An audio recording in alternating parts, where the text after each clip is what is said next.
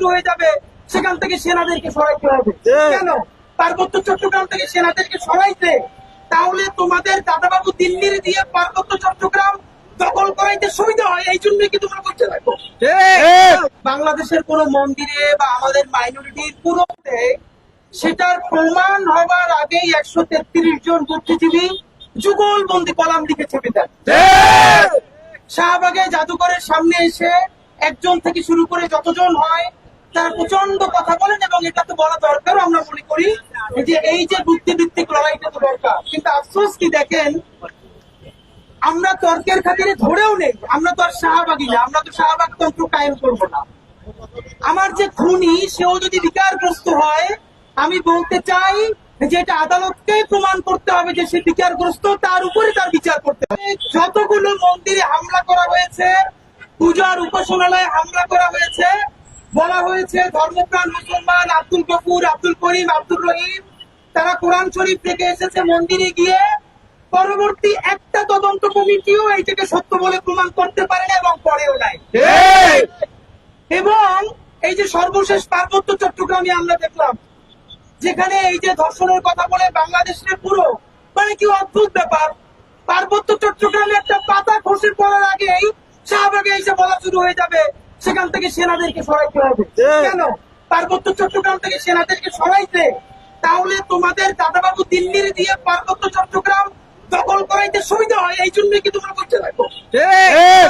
একই অবস্থা দেখেন, নর্সার বিশ্ববিদ্যালয়ের মতো একটা জায়গায় একজন শিক্ষার্থী যেই অবমাননাটা করলো, আমি অবাক হই। আমরা মাঝে মধ্যে বলি যে আমাদের এখানে ধর্মপ্রাণ মুসলমান মাঝে মধ্যে অনেক কিছু বোঝে না, মাঝে মধ্যে তারা অনেক কঠিন ভাষার কথা বলে ফেলে, কিন্তু আমি অবাক হই এইরকম জঘন্যতম কাজ করবার পর বাংলাদেশে আলেম সমাজের পক্ষ থেকে, ধর্মপ্রাণ মানুষদের পক্ষ থেকে যে রিয়েকশন হওয়ার কথা ছিল, তারা তার কিছুই করেন না, তারা সংযমের পরিচয় দিয়েছেন। এবং দেখেন ইনকিলাব মঞ্চের অবস্থাটা কি কঠিন। আমরা প্রত্যেকটা এরকম বিপদে আগে আমাদের ধর্মপ্রাণ মুসলমানদের হাতে পায়ে ধরে বলি, ভাই প্লিজ, আলিফ ভাইকে যখন হত্যা করা হয়েছে, প্লিজ বলেছি আল্লাহর ওয়াস্তে আপনারা সংযত থাকেন। এইরকম প্রত্যেকটা ঘটনায় বাংলাদেশের মুসলমানদেরকে আমরা সংযত থাকতে বলি। আপনারা বলেন এইরকম সংযত থাকতে থাকতে কোন একদিন যে তার ধৈর্যের বাঁধ ভেঙে যাবে না, তার নিশ্চয়তা কে দিবে? আমাদের কেউ তো কয়দিন পরে মানুষ বিশ্বাস করতে শুরু করবে না। এখন অনেকে বলে থাকেন ধৈর্য ধরা কি শুধু এখানে মুসলমানদেরই কাজ, তাদেরই সমস্ত দায়? হ্যাঁ, এই বাংলাদেশের স্বাধীনতা সার্বভৌমত্ব টিকিয়ে রাখা, এখানে ইসলাম, ইনসাফ, দ্বীন থাকবে কি থাকবে না, এর সাথে বাংলাদেশের স্বাধীনতা সার্বভৌমত্বের সরাসরি প্রশ্ন জড়িত। বাংলাদেশের স্বাধীনতা সার্বভৌমত্ব অক্ষুণ্ণ থাকলে পরেই এখানে ইসলাম থাকবে, এখানে ইমাম থাকবে, এখানে মুসলমান থাকবে। আর যদি এখানে স্বাধীনতা সার্বভৌমত্ব ধ্বংস হয়ে যায়, তাহলে বন্ধুরা আমাদের কাশ্মীর হয়ে যেতে 3 দিনের বেশি সময় লাগবে না। তাই এই রাষ্ট্র টিকিয়ে রাখার দায়িত্ব যেহেতু সব থেকে বড় দায়িত্ব মুসলমানের, সেই পরিবারের বড় ভাই হিসেবে তাকেই সব থেকে ত্যাগটা স্বীকার করতে হবে। আমাদের আর কিছু করার নাই ভাইয়েরা। আমরা যারা পরিবারের বড় সন্তান, আপনারা জানেন ওই পরিবারের অক্ষুণ্ণতা ধরে রাখার জন্য তারাই বারবার ত্যাগ করতে হয়। এখানের মুসলমানরা হলো বাংলাদেশ নামক রাষ্ট্রের সব থেকে গুরুত্বপূর্ণ স্বাধীন সার্বভৌম সন্তান। সুতরাং তারা বাঁচাই রাখার জন্য তারাই বারবার ত্যাগ করতে হবে, কারণ এই রাষ্ট্র যদি ধ্বংস হয়ে যায় তাহলে অন্যদের কোনো দুঃখ নাই, তারা আনন্দই পাবে। আপনাদেরকে আর একটা কথা আজকে বলি, বাংলাদেশের মুসলমানদের একটা সমস্যা হইলো তারা কোথায় কোথায় বলে তারা 90%। ভাই, এই 90% থেকে বের হয়ে আসেন। আপনি যতদিন না পর্যন্ত বুঝবেন এই 90% বলার মধ্য দিয়েই আপনার চাইবে ধরা হয়েছে, ততদিন আপনি এখানে কিছুই করতে পারবেন না। এই বাংলাদেশের 18 কোটি মানুষের মধ্যে মুসলমান পরিচয়ের মানুষেরা হলো সব থেকে বড় কালচারাল মাইনরিটি। প্রমাণ আমি আপনাকে বলি, তার বড় প্রমাণ হইল কোন মন্দিরে যদি সামান্য হামলা তো দূরের কথা, কোন ষড়যন্ত্র হয়, তাহলে বাংলাদেশের বিশ্ববিদ্যালয়ের শিক্ষক, এনজিওবাদী থেকে শুরু করে সবাই সেটার পক্ষে মুহূর্তেই রাস্তায় নামতে পারেন। কিন্তু মুসলমানের নিজের জীবনের থেকেও পবিত্র কোরআনে কারিমকে যদি লাথি মেরে নষ্ট করা হয়, তাহলে তার পক্ষে বলা তো দূরের কথা, তার ব্যাপারে একটা সামান্য শব্দের প্রতিবাদ করাকেও তারা সাম্প্রদায়িকতা মনে করেন। এইখানে মুসলমানের কোরআন কারিম ছাড়া অন্য সমস্ত ধর্মগ্রন্থগুলো হইল literature, great art, great literature. এটা বাংলাদেশের বুদ্ধিজীবীদের বইয়ের তাকে থাকতে পারবে, এটা বিশ্ব সাহিত্য কেন্দ্র থেকে শুরু করে সকল বড় বড় যেই আমাদের লাইব্রেরি গুলো আছে সেখানে থাকতে পারবে, কারণ এখানে অন্য ধর্মের স্ক্রিপ্ট গুলো শুধু ধর্মগ্রন্থ না, এগুলো গ্রেট আর্ট, গ্রেট লিটারেচার। কিন্তু কোরআন শরীফ এটা হইলো শুধু একটা ধর্মগ্রন্থ, এই যে কোনোভাবে গ্রেট আর্টও না, লিটারেচারও না, এটাকে বইয়ের তাকেও রাখা যাবে না, এবং এটা নিয়ে কথা বললেও বুদ্ধিজীবীতে থাকবে না। এই হলো আমাদের অবস্থা। বাংলাদেশের মুসলমান হইল পপুলেশন উইথ 9% পাওয়ার। তার এই সমাজে কোনো স্টেক নাই, তার কোনো মালিকেরা নাই, তার কোনো শরিকেরা নাই। বন্ধুরা, একটা কথা বলে আপনাদেরকে শেষ করতে চাই। এই যে দুর্গা পূজায় কোন ধরনের ঝামেলা করতে পারলো না দিল্লির দোসরেরা, আওয়ামী লীগের গণহত্যাকারীরা, এই মাসে জুলাই সনদ বাস্তবায়নের জন্য সব থেকে গুরুত্বপূর্ণ মাস।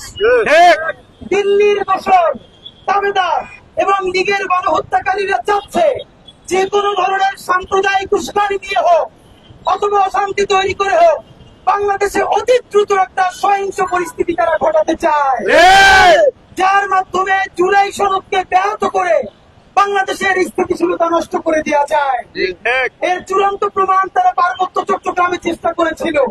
আপনারা দেখেছেন, স্বরাষ্ট্র উপদেষ্টা পর্যন্ত বলেছে পার্বত্য চট্টগ্রামের অবৈধ অস্ত্রগুলো আমাদের প্রতিবেশীর সীমান্ত থেকে এসেছে। বাংলাদেশের দেশপ্রেমিক মানুষদের সহযোগিতায় আল্লাহ তাআলার অশেষ রহমতে সেই ষড়যন্ত্র আমরা সবাই মিলে মোকাবেলা করেছি। বন্ধুরা, এবার শুরু হবে। আজকে দেখবেন কেউ কোরআন শরীফ পায়ে মারাচ্ছে, কালকে দেখবেন কোরআন শরীফ পুড়িয়ে দিচ্ছে। এখন আমাদের একটা কথা, আমাদের এই লোক যদি অসুস্থই হয়, তাহলে আজকে যে কোরআন শরীফ পড়াইলো, আগামীকালকে যে সে আবার পড়াবে না বা পারাবে না, তার নিশ্চয়তা কি আপনি আমাকে বলেন? সে যদি অসুস্থ হয়, তাহলে সে হয়তো মানসিক হাসপাতালে থাকবে, পাগলাগারোতে থাকবে, অথবা সে ট্রিটমেন্টে থাকবে।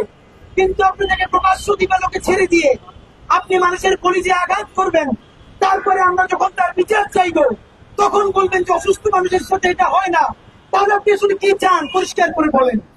বন্ধুরা, আমরা অত্যন্ত একটা ব্যাপারে আতঙ্কিত এবং আশঙ্কা প্রকাশ করছি। এটা না হোক, আমরা আপনাদের কাছে দোয়া চাই। এমন ঘটতে পারে এই যে সে এই কাজটা করলো, আপনি দেখবেন এক সপ্তাহ, এক মাস বা কোনো একটা সময় দেশি অথবা বিদেশি কোনো এজেন্সি তাকে হত্যা করতে পারে।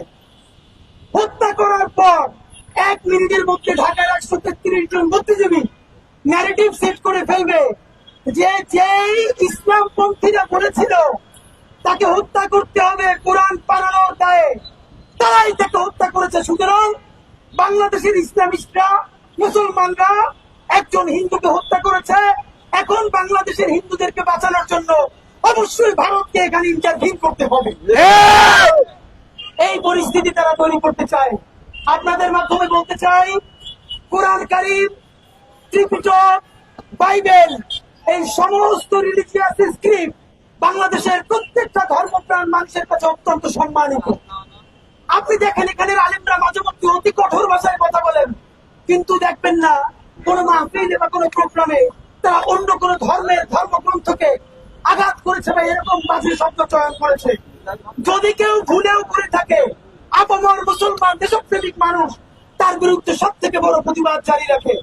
আমি আমার হিন্দু ভাই বোনদেরকে আজকে একটা বিনীত অনুরোধ করতে চাই, বাংলাদেশে কোন মন্দিরে অথবা যত জায়গায় হামলা করার চেষ্টা করা হয়েছে, বাংলাদেশের মুসলমানরা দিনে রাতে মন্দির পাহারা দিয়ে নিরাপত্তা নিশ্চিত করেছে।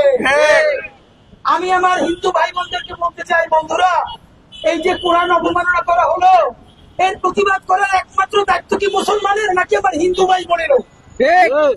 যতদিন না পর্যন্ত ইসলাম অবমাননা এবং কোরআন অবমাননার বিরুদ্ধে আমার হিন্দু ভাই, আমার হিন্দু বোনেরা প্রতিবাদ করার জন্য রাজপথে দাঁড়াতে না পারবে, ততদিন পর্যন্ত মুসলমানেরা যদি কলিজা কেটেও মন্দির পাহারা দেয়, আমরা ইনসাফের রাষ্ট্র প্রতিষ্ঠা করতে পারবো না। ঠিক।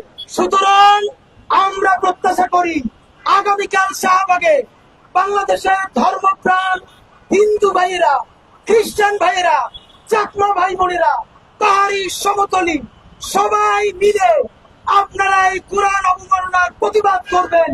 তবেই আমরা বুঝতে পারবো দিল্লির আধিপত্যবাদ এবং